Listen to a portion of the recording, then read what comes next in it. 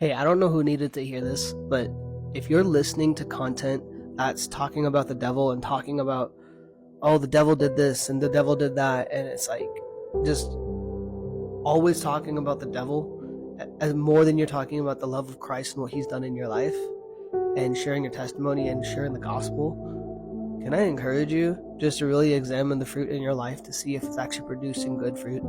Hebrews 13:7, I believe, or 7:13, I always get it flip-flopped, says that to observe the fruit of our leaders, and if it produces good fruit, to imitate their ways.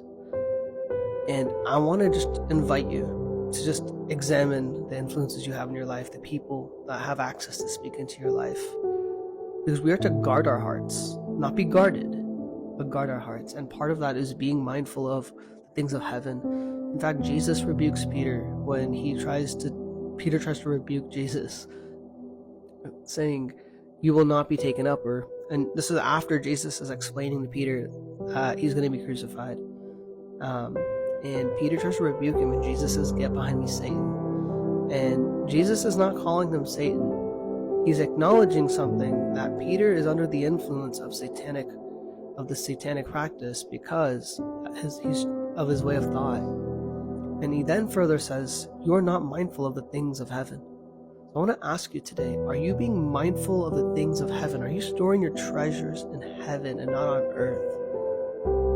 If my house were to burn down, my treasure remains in heaven.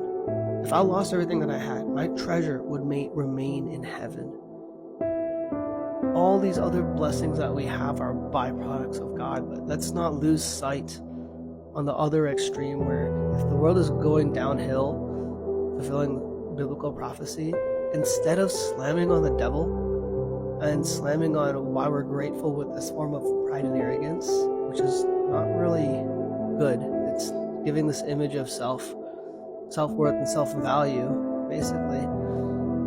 We're taking our focus off Jesus. A lot of people will try to say, "Oh, no, I'm bringing glory to Jesus by exposing the devil and talking about his works." And it's like, yeah, but I see what it's doing to you. I see what it's doing to your character. I see what it's doing to your way of thinking. I'm watching the expressions on your face, and I'm seeing how now you're giving yourself over to proving a point about the devil when we shouldn't even be here to prove a point. That's why I bring it back to that verse, bring it back to the Bible where Jesus rebukes Peter. I'm sure in the modern day, Jesus would rebuke a lot of people right now, saying, "Hey, the way you're thinking is satanic. Get behind me, Satan." So I'm not telling you to get behind Jesus. I'm just inviting you to ask yourself, is there a way that maybe you're entertaining in your mind that is similar to Peter? And maybe we should step away from that, because I see a lot of people dabbling in this right now.